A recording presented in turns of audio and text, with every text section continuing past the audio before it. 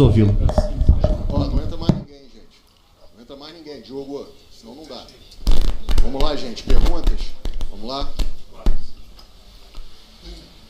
Boa noite, Felipe. Boa noite. Gomes, do GE. Felipe, queria te perguntar, assim, na última coletiva você tinha citado que você pensa o jogo para quando você sai perdendo, quando você tem jogadores expulsos, e hoje você teve um jogador expulso.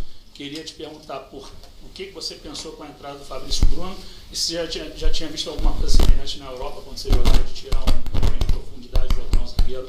Obrigado, boa noite. Boa noite. Estaria falando a mesma coisa se tivesse perdido também. Penso em todas as possibilidades dentro do jogo, anoto. Pode ir? Pode continuar.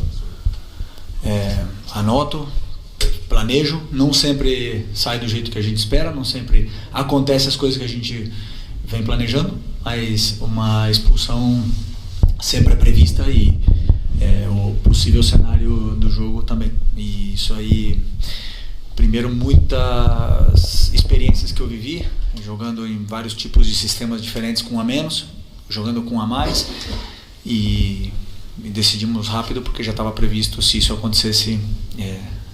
Com a comissão a gente decidiu muito rápido, porque o time tem que ter uma resposta do treinador nesse momento imediata para saber o que fazer, e foram sublimes.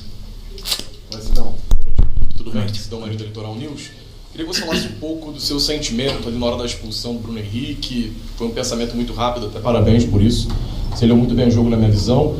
E no intervalo, qual foi a tônica que você usou com seus jogadores para manter o ímpeto? Porque, pelo menos na minha visão, eu não vi aquele jogo onde parecia que o Corinthians faria um gol a qualquer momento. Eu vi um Flamengo mesmo com um a menos, igualando as coisas dentro do gramado. Obrigado. A expulsão do Bruno foi uma pena, porque para mim era o melhor jogador em campo até o momento. Estava sendo um perigo constante pelo lado do Mateuzinho. Estava atacando bem, estava defendendo, estava correndo o que mais. E obviamente um jogador desse calibre tão importante, perdê-lo, não só perder ele e ficar com a menos é um golpe importante para a equipe, mas eu tenho uma equipe, um grupo de homens fantásticos que tenho que exaltar. O que eles fizeram hoje no campo, o que eles correram, o que eles se doaram é louvável. Mesmo se tivesse vindo aqui com outro resultado, eu teria falado a mesma coisa. Estou muito orgulhoso do time que eu tenho, da equipe que eu tenho na mão. Conheço esse grupo, já falei como ninguém, e sei perfeitamente a fome e a ambição que esse grupo tem de ser campeão e de ganhar. E eu sou, como falei também nas outras vezes, sou um privilegiado de poder liderar esse grupo. Felipe, Raíza Simplício aqui da Gol Brasil. Na hora que acontece a expulsão do Bruno Henrique, e até uma parte também do segundo tempo, muita gente esperava a entrada do Michael, né? Eu queria saber como é que está a situação física dele e por que ele tem tido menos minutos, assim, na minha visão, nos últimos... desde que ele voltou de lesão. Michael, jogador importantíssimo para mim, um jogador determinante, tem gol, tem um contra um, tem drible, tem tudo que um extremo deve ter. Adoro ele, joguei com ele, fui muito feliz do lado dele, e teve uma lesão muito grave, muito grande, e ainda está recuperando o seu melhor momento de forma, e era uma troca certa hoje. O Michael era uma troca certa, porém com uma troca que fizemos no primeiro tempo e a segunda depois com a lesão do Nico, me deixou só com mais uma parada, né? Então eu tive que segurar o máximo possível essa parada, por se alguém não aguentasse até o final, porque estava correndo muito, por se alguém tivesse mais uma lesão, e eu tive que aguentar a última troca, que foi o Plata, até o final. Então o Michel não entrou por um motivo tático hoje, mas é um jogador que vai ter os minutos praticamente todos os jogos, porque, como eu te falei, um jogador muito importante, e eu quero ter a melhor versão dele o mais rápido possível, e estou fazendo de tudo por ele e por todos. Felipe, Isaac, Flavoz. Felipe, há muito tempo que o Flamengo não consegue desempenhar um papel de conseguir segurar um jogo, de conseguir segurar o emocional. A gente viu isso aí em outras competições saindo, não conseguindo segurar dessa maneira. O que você fez para que esse grupo resgatasse isso? Se jogasse segurando o jogo sem aquela catimba que a gente conhece no futebol sul-americano, mas jogando com cabeça, com consciência, você vendo o olhar dos jogadores, na postura deles, que estavam realmente ali jogando, deixando o Corinthians correr atrás e o Flamengo jogando para poder conseguir o resultado. Primeiro de tudo, um grupo que criou jogadores grandes, jogadores gigantes, que crescem nesses momentos, nos grandes clássicos, nos jogos mais importantes, em finais. São jogadores que são decisivos. Eu tenho um grupo de jogadores decisivos, e a primeira troca que eu fiz foi um jogador de seleção brasileira, né? E então eu sei o que eles vão me dar, eu sei o que eles vão render. Então, assim, simplesmente eles têm que continuar acreditando neles. Eu não tenho feito muito mais do que dar soluções táticas, porque eu sei do que esse grupo quer, eu sei o tanto que esse grupo quer ganhar. Tanto é que tu vê como os jogadores saem do campo exaustos, eles dão a vida um pelo outro, pelo companheiro, eles se abraçam, eles querem, eles saem machucados do campo, eles saem sangrando do campo. Então esses meus jogadores querem mais que ninguém. Então quando não conseguem atingir o objetivo, abala, claro que abala. Porque jogar no Flamengo, o maior time para mim do Brasil e um dos maiores do mundo, você quer botar a sua foto na parede, quer fazer história. E quando não consegue, dói. A gente quer fazer história aqui. Felipe, Rodrigo, você quer ter novo. Durante o primeiro tempo, eu observei que o Rossi foi algumas vezes conversar com você, no segundo tempo já o Davi Luiz.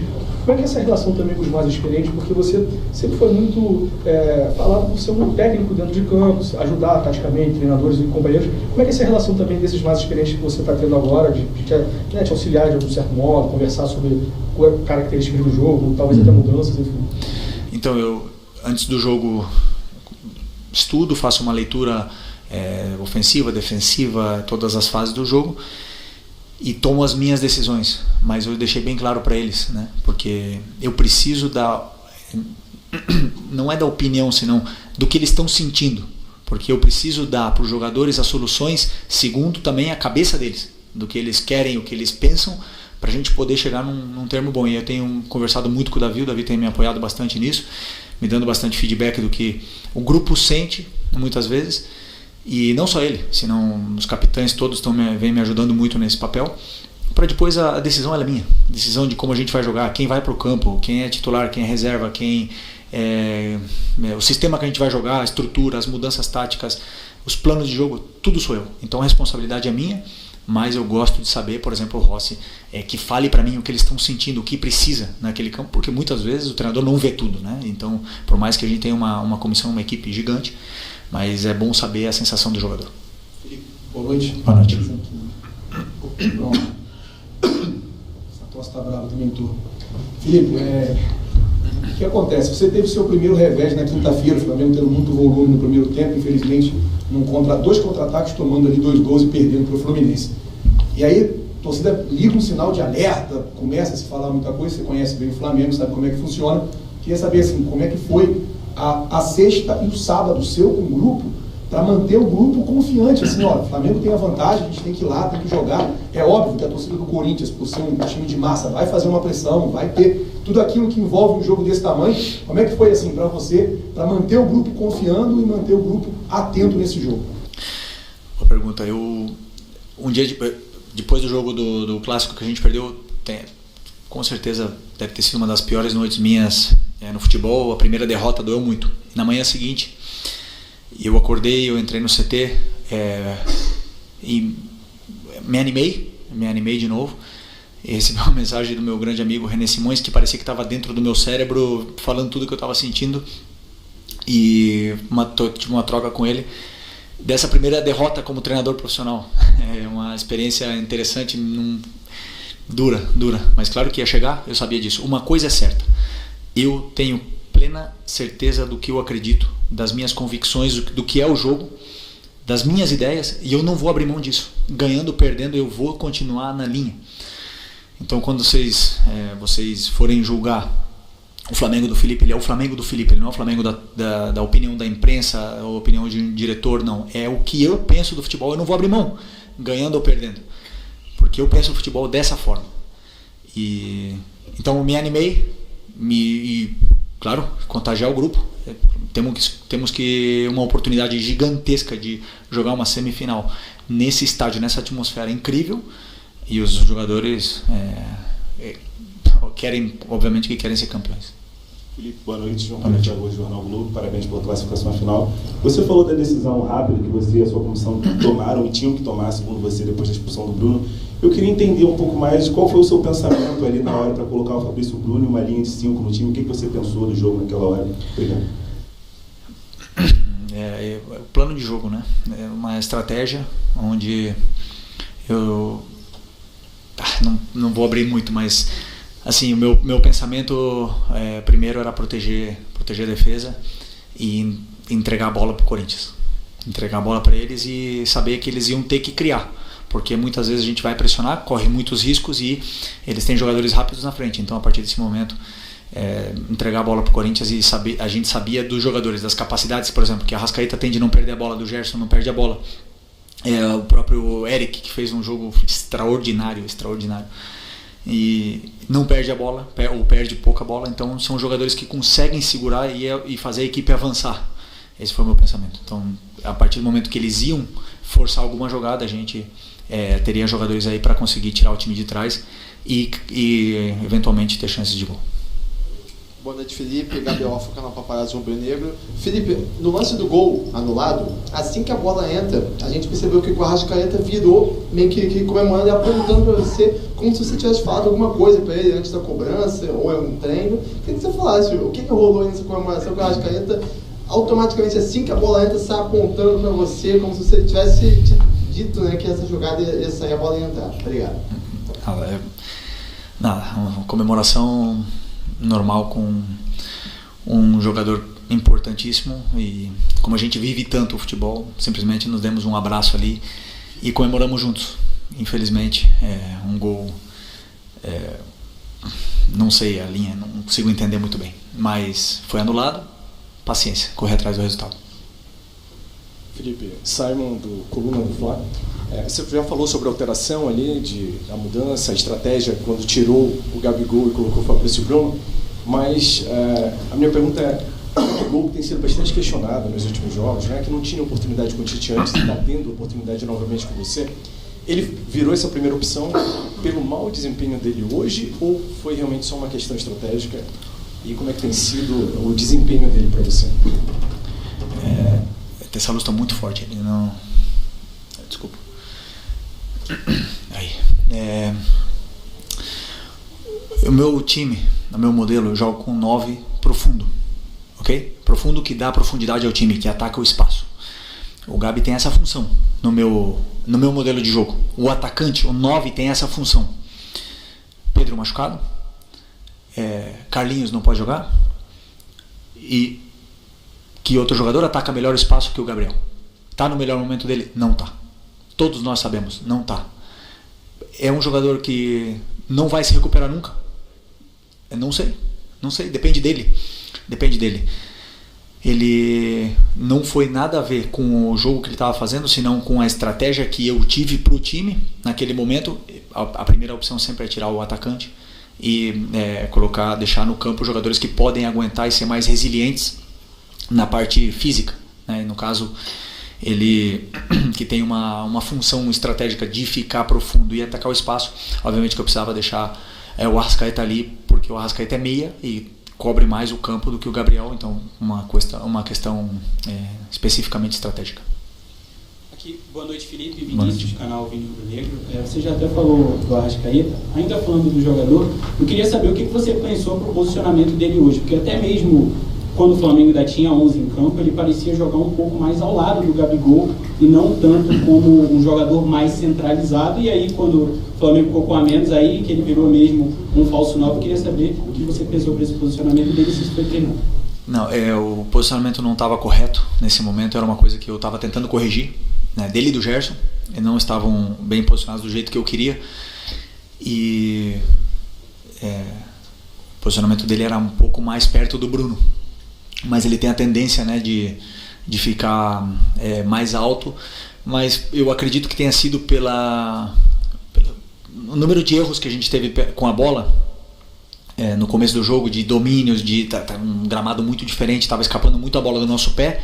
Demos um pouco de contra-ataque, de transições para o Corinthians, ele acabou correndo demais e perdendo esse posicionamento dele depois quando a gente tinha a bola, mas era uma coisa que eu estava tentando corrigir o tempo todo, gritando para ele poder corrigir esse posicionamento.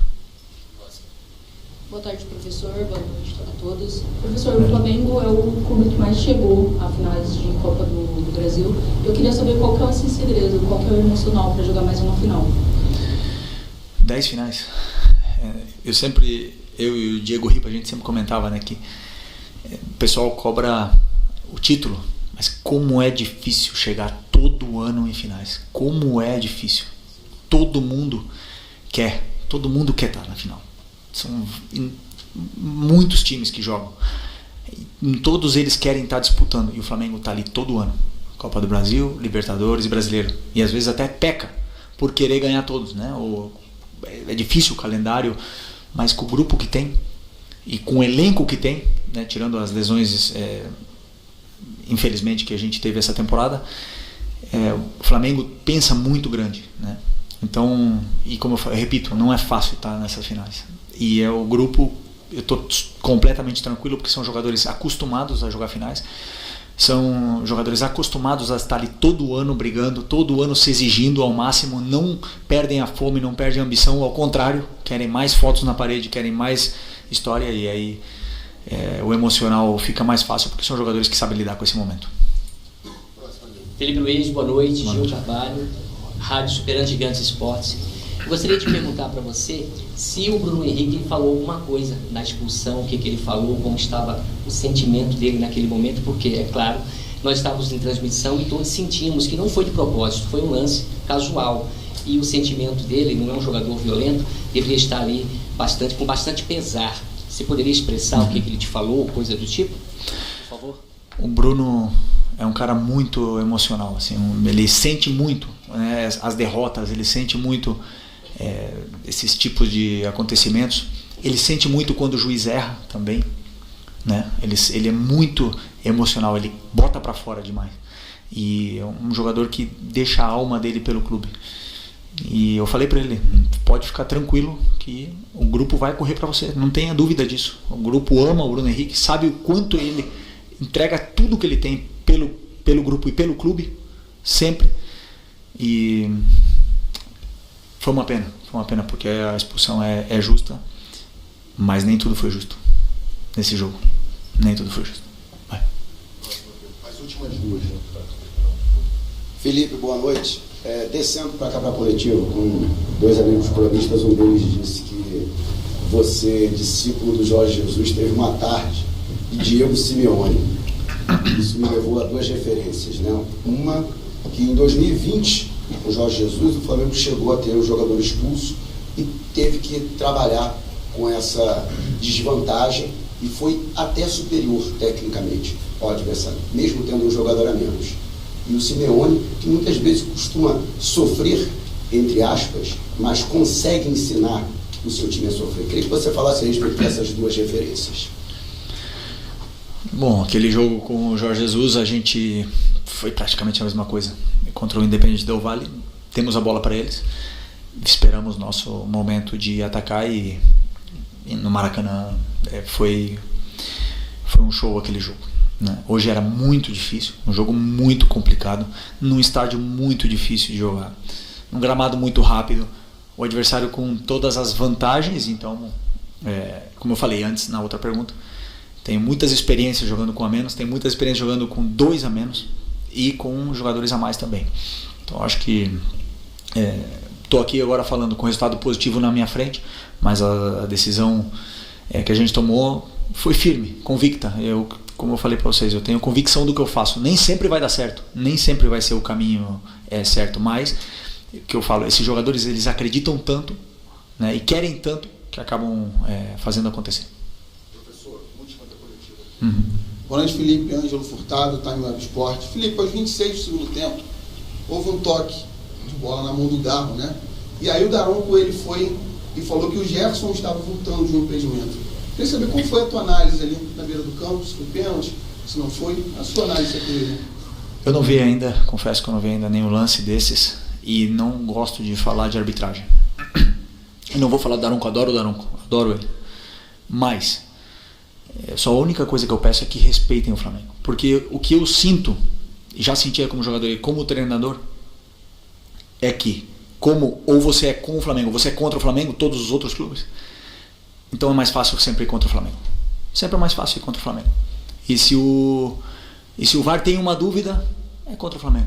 E isso aí me incomoda bastante. Então a única coisa que eu peço aqui é que se respeite o clube. E que faça o que está na regra. Que façam o que é certo. E se falam que o VAR é... Como é que fala?